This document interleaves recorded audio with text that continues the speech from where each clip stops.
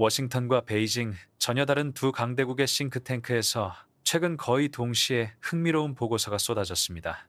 미국 비즈니스 인사이더는 이 기체를 두고 세계 공군 판도를 뒤집을 게임 체인저라며 치켜세웠고, 반대로 중국의 관영 매체들은 중국 공군의 치명적인 아킬레스건이라며 노골적인 경계심을 드러냈습니다. 그 주인공은 F-22도 F-35도 아닌 바로 대한민국의 KF-21 보라매였습니다.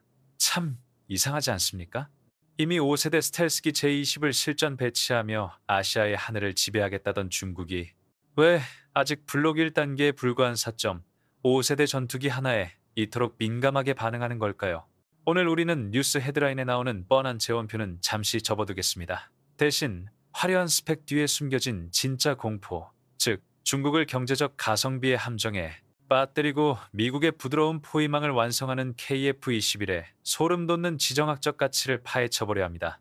세계가 한국의 기술력을 의심하며 침묵하던 그 시간, 우리는 바둑판의 승패를 결정지을 결정적인 신의 한 수를 조용히 준비하고 있었습니다. 현대전의 가장 차가운 진실부터 마주해야겠습니다. 하늘을 지배하는 것은 화려한 스펙의 전투기 한 대가 아니라 적이 감당할 수 없는 비용을 강요하는 시스템 그 자체입니다. 군사 전문가들이 KF-21을 두고 중국이 빠진 가성비의 덫이라고 부르는 이유가 바로 여기에 있습니다. 흔히들 F-35와 같은 5세대 스텔스기가 만능이라고 생각하기 쉽지만 운용 유지비라는 현실적인 장벽 앞에선 이야기가 달라집니다. 스텔스 도료를 유지하고 민감한 센서를 관리하기 위해 시간당 4천만 원에 육박하는 비용을 쏟아부어야 하는 F-35는 평시 초계 임무나 저강도 분쟁에 투입하기에는 지나치게 무거운 칼입니다. 여기서 바로 KF-21이 파고드는 전략적 틈새, 즉 하이로우 믹스의 진정한 가치가 드러납니다. 중국 공군의 입장에서 생각해 보십시오. 그들은 막대한 예산을 들여 J-20이라는 강력한 창을 만들었습니다. 하지만 한반도 주변이나 남중국해에서 한국 공군의 KF-21 편대가 떴을 때 중국은 딜레마에 빠지게 됩니다. 고작 4.5세대 전투기를 상대하기 위해 최고급 자산인 J-20을 출격시키는 것은 경제적으로 엄청난 손실이며 기체 수명주기 관리 측면에서도 자살 행위나 다름없습니다. 그렇다고 구형인 J-10이나 J-11을 내보내자니 ASA 레이더와 미티어 미사일로 무장한 KF-21에게 일방적인 학살을 당할 위험이 너무나 큽니다. 이것이 바로 한국이 의도했든 의도하지 않았든 만들어낸 비용 대 효과의 비대칭성입니다. 우리는 상대적으로 저렴한 비용으로 적에게 가장 비싼 대응을 강요하고 있는 것입니다. 제가 만난 공군 시험비행 조종사 박소령은 이 상황을 아주 직관적인 비유로 설명해 주었습니다. F-35가 잠겨진 문을 부수고 들어가는 도끼라면 KF-21은 그 열린 문으로 쏟아져 들어가 방 안을 장악하는 홍수입니다. 도끼만으로는 전쟁을 끝낼 수 없습니다. 결국 영공을 점유하고 지속적으로 압박을 가하는 것은 홍수처럼 밀려드는 주력 전투기들의 몫입니다. 미국이 자국의 F-35 수출에 영향을 줄 수 있음에도 불구하고 KF-21의 성공을 은근히 때로는 노골적으로 지지하는 배경에는 이러한 지정학적 계산이 깔려 있습니다. 미국은 한국뿐만 아니라 폴란드, 그리고 잠재적으로 동남아시아 국가들이 KF-21로 무장하여 중국을 촘촘하게 포위하는 스텔스 보편화의 벽을 세우길 원합니다. 더욱이 KF-21은 단순한 4.5세대에 머물지 않습니다. 블록 1단계에서도 이미 RCS 레이더 반사면적 저감 설계가 적용되어 있어 적의 레이더 탐지 거리를 획기적으로 줄여줍니다. 이는 선제 타격 권한을 우리가 먼저 쥔다는 뜻입니다. 중국의 군사평론가들이 우려하는 지점은 KF-21이 J-20을 1대1로 이길 수 있느냐가 아닙니다.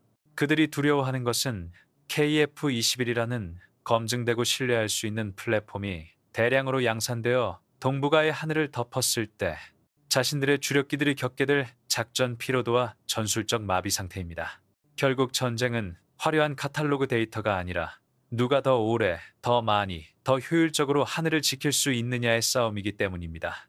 그리고 이 싸움에서 KF-21은 중국이 계산한 수지 타산을 완전히 무너뜨리고 있습니다. 전투기의 외형이 공기역학의 예술이라면 그 내부는 반도체 기술의 전쟁터입니다. 많은 분들이 전투기의 기동성에 열광할 때 군사 전문가들은 훨씬 더 작고 은밀한 부품에 주목합니다.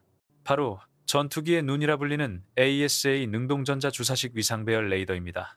여기서 대한민국이 가진 진짜 저력이 드러납니다. 현대 공중전은 누가 먼저 보고 누가 먼저 쏘느냐의 싸움이며 이 승패를 가르는 핵심은 바로 질화갈륨이라는 신소재 반도체 기술에 달려있기 때문입니다. 중국이 KF-21을 두려워하는 두 번째 이유가 바로 이 반도체 수율과 신뢰성의 격차에 있습니다. 중국은 J-20을 비롯한 자국 전투기에 AESA 레이더를 탑재했다고 대대적으로 선전합니다. 하지만 레이더는 단순히 장착했다고 끝나는 것이 아닙니다. 수천 개의 송수신 모듈이 동시에 뿜어내는 엄청난 고열을 어떻게 제어하느냐가 관건입니다. 정보에 따르면 중국산 레이더 모듈은 발열 제어와 소형화 기술에서 여전히 난항을 겪고 있습니다. 레이더가 과열되면 시스템은 스스로를 보호하기 위해 출력을 낮추거나 강제로 작동을 멈춰야 합니다. 전투 중에 눈이 침침해지거나 아예 감겨버리는 치명적인 상황이 발생할 수 있다는 뜻입니다. 반면 세계 메모리 반도체 시장을 제패한 한국의 저력은 방산 분야에서도 유감없이 발휘되었습니다. 한화 시스템과 LIG 넥스원이 개발한 KF-21의 AESA 레이더는 서방 세계 최고 수준의 지라갈륨 반도체 기술이 적용되어 중국산 대비 훨씬 적은 열을 내면서도 더 강력한 출력을 더 오랫동안 유지할 수 있습니다. 이 기술적 격차는 단순한 스펙 차이를 넘어섭니다. 더 우수한 반도체는 더 강력한 전자전 능력과 전자전 공격을 버티는 능력을 의미합니다. 적의 전파 방해 속에서도 KF-21은 표적을 또렷하게 잡아낼 수 있는 반면 적은 우리의 레이더 빔에 눈이 멀어버릴 가능성이 큽니다. 저는 이 기술을 완성하기 위해 피땀을 흘린 연구원들의 이야기를 하지 않을 수 없습니다.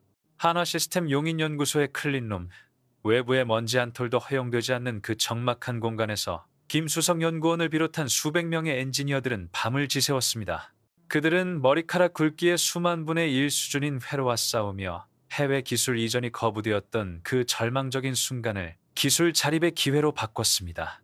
우리가 만드는 것은 단순한 칩이 아닙니다. 대한민국 영공을 지키는 가장 작은 방패입니다. 그들의 눈빛에서 저는 엔지니어의 자부심, 그 이상의 비장함을 보았습니다. 결국 중국이 경계하는 것은 KF-21이라는 하드웨어 껍데기가 아닙니다. 그 안에 심어진 자신들이 단기간에 돈으로 살 수 없는 반도체 공정의 노하우와 품질 관리 능력입니다. 레이더 기술이 성숙할수록 KF-21은 단순한 전투기를 넘어 하늘을 지휘하는 조기 경보기이자 전자전기로 진화할 것입니다. 이것이 바로 하드웨어는 흉내낼 수 있어도 그 안에 흐르는 기술의 피는 흉내낼 수 없다는 방산의 냉혹한 진리입니다. 하지만 아무리 좋은 눈을 가졌어도 지상에서 날아오르지 못한다면 무용지물일 것입니다. 이제 우리는 KF-21의 심장, 그리고 전장의 승패를 결정짓는 가장 잔인한 통계, 가동률의 세계로 들어가 보려 합니다. 전투기 한 대의 가격보다 더 무서운 숫자가 있습니다. 바로 가동률과 소티 생성률입니다. 아무리 최첨단 스텔스 기능을 갖춘 J-20이라도 정비고에 갇혀 이륙하지 못한다면 그것은 수천억 원짜리 고철 덩어리에 불과합니다. 반면 우리가 개발한 KF-21은 전장에 가장 자주 그리고 가장 꾸준히 나타날 수 있는 진짜 전력입니다. 중국의 군사 전문가들이 내심 가장 부러워하고 두려워하는 지점이 바로 이 엔진의 신뢰성과 지속 가능한 전투력에 있습니다. KF-21의 심장인 F4-114, GE400K 엔진을 보십시오. 이것은 미 해군의 주력 슈퍼 호넷에 탑재되어 이미 전 세계의 바다와 하늘에서 수천만 시간 이상의 비행 기록을 통해 검증된 말 그대로 하늘의 워크호스입니다. 반면 중국은 야심차게 독자 개발한 WS-10과 WS-15 엔진의 수명 문제로 여전히 골머리를 앓고 있습니다. 엔진 블레이드의 내열 합금 기술과 정밀 가공, 능력의 미세한 차이로 인해 중국 전투기들은 비행 시간보다 정비 시간이 더 길어지는 고질적인 문제를 안고 있습니다. 이를 군사용어로 경납고의 여왕이라 부릅니다. 실전 상황을 가정해 봅시다. 개전 초기 일주일 동안 KF-21 편대가 100회의 출격을 감행하며 적을 끊임없이 타격하고 압박할 때 중국 전투기들은 엔진 교체와 정밀 검사를 위해 지상에 묶여 있어야 할지도 모릅니다. 1.5배, 아니 2배의 출격 횟수 차이는 곧 제공권의 상실로 이어지며 이는 현대전에서 패배와 동의어입니다. 공군 정비 특기 부사관 출신인 이 중사의 이야기는 현장의 현실을 적나라하게 보여줍니다. 전투기가 착륙하면 우리는 시계와 싸움을 시작합니다. 재무장, 급유, 그리고 필수 점검 후 다시 하늘로 띄워 올리는 턴어라운드 타임이 생명입니다. KF-21은 설계 단계부터 정비 편의성이 고려되었고 부품 신뢰도가 높아 우리 정비사들에게는 축복과도 같은 기체입니다. 반면 부품 하나를 갈기 위해 기체 절반을 뜯어내야 했던 구형 기체들의 악몽은 이제 없습니다. 그의 손은 기름때로 얼룩져 있었지만 목소리에는 확신이 차 있었습니다. 전쟁의 승리는 화려한 공중기동을 하는 파일럿의 손끝에서 시작되지만 그 승리를 완성하고 지탱하는 것은 묵묵히 기체를 닦고 조이는 정비사의 땀방울과 완벽한 군수 지원 시스템입니다. 역사는 증명합니다. 1차 대전 당시 독일의 티거 전차는 강력했지만 잦은 고장으로 전장을 이탈했고 구소련 공군은 낙후된 가동률 때문에 서방 공군을 압도하지 못했습니다. 중국은 지금 그 전철을 밟고 있을지 모르지만 대한민국은 가장 실용적이고 단단한 길을 걷고 있습니다. 결국 KF-21은 화려한 겉모습 뒤에 지속 가능한 전투력이라는 무서운 실용주의를 숨기고 있습니다. 적이 화려한 카탈로그 스펙에 취해 자만할 때 우리는 언제든 날아올라 그들의 뒤를 잡을 준비가 되어 있는 것입니다. 하지만 이 모든 전략적 우위와 기술적 성취를 넘어서는 더 큰 의미가 있습니다. KF-21은 단순한 무기 체계가 아닙니다. 이것은 대한민국이 세계를 향해 던지는 모종의 메시지이자 자주국방을 향한 꺾이지 않는 의지의 결정체입니다. 이제 우리는 이 차가운 금속 날개 속에 담긴 뜨거운 가치를 확인하며 이야기를 마무리하려 합니다. 지금까지 우리가 살펴본 가성비, 반도체 기술, 그리고 가동률이 현재의 위협이라면 중국 공군 사령부를 진짜 공포에 몰아넣고 있는 것은 바로 미래의 확장성입니다. 많은 군사 전문가들이 KF-21을 단순한 전투기가 아닌 진화하는 유기체라고 부르는 이유가 여기에 있습니다. 현재의 블록길은 시작에 불과합니다. 중국이 가장 두려워하는 시나리오는 2030년대. 완전한 스텔스 형상을 갖춘 KF-21 블록 3화. 무인기와 합동작전을 펼치는 뭉티 유무인 복합체계가 한반도 상공을 뒤덮는 순간입니다. 경쟁 기종인 중국의 FC 31이 폐쇄적인 기술 생태계에 갇혀 있을 때 KF-21은 서방 세계의 모든 최신 무장과 기술을 흡수할 수 있는 개방형 플랫폼으로 설계되었습니다. 이것은 스마트폰에 비유하자면 운영체제를 자유롭게 업그레이드하고 최신 앱을 언제든 깔 수 있는 것과 같습니다. 향후 개발될 국산 초음속 순항 미사일이나 극초음속 미사일, 그리고 레이저 무기까지 별도의 대대적인 개조 없이 통합할 수 있다는 뜻입니다. 특히 KF-21이 거느리게 될 가디언이라 불리는 국산 무인 스텔스기들은 조종사의 생존성을 극대화하는 동시에 적의 방공망을 기만하고 파괴하는 충성스러운 윙맨 역할을 수행할 것입니다. 조종사 한 명이 여러 대 AI 드론을 지휘하며 공중을 지배하는 6세대 전투의 개념. 한국은 이미 그 미래를 KF-21이라는 그릇에 담아내고 있습니다. 이제 결론을 내려야 할 시간입니다. KF-21 보라매는 단순한 알루미늄과 탄소 섬유의 결합체가 아닙니다. 이것은 강대국들의 틈바구니에서 누구의 눈치도 보지 않고 우리 하늘을 지키겠다는 대한민국 자주국방 의지의 결정체입니다. 불과 수십 년 전 소총 한 자루 제대로 만들지 못해 남의 나라 무기를 빌려 쓰던 나라가 이제는 세계에서 가장 진보된 전투기 중 하나를 독자 개발하여 수출을 논의하고 있습니다. 개발 초기 한국은 할 수 없다. 종이 비행기나 접어라 라며 비아냥거리던 주변국들의 조소는 이제 두려움 섞인 침묵과 분석 보고서로 바뀌었습니다. 우리가 KF-21을 통해 증명한 것은 기술력뿐만이 아닙니다. 불가능해 보이는 목표를 향해 온 국민이 인내하고 수천 명의 엔지니어가 청춘을 바치면 결국 세상을 바꿀 수 있다는 한국인 특유의 저력을 증명한 것입니다. KF-21의 엔진 소리는 단순한 기계음이 아닙니다. 그것은 기술 식민지가 되기를 거부하고 스스로의 힘으로 평화를 지키겠다고 선언한 대한민국의 심장박동 소리입니다.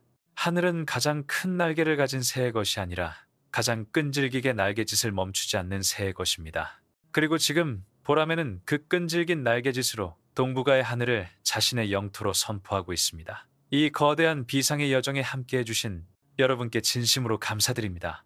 오늘 KF-21의 전략적 가치에 공감하셨다면, 그리고 우리 기술진들의 피땀 어린 노력에 박수를 보내고 싶으시다면 구독과 좋아요로 그 자부심을 표현해 주십시오. 다음 시간에는 KF-21의 심장이자 대한민국 항공산업의 마지막 퍼즐인 15영파운드급 국산 독자 엔진 개발의 비밀스러운 진행 상황을 아주 깊이 있게 파헤쳐 보겠습니다. 여러분의 클릭 한 번이 국방과학기술의 대중화를 이끄는 힘이 됩니다. 고맙습니다. 필승.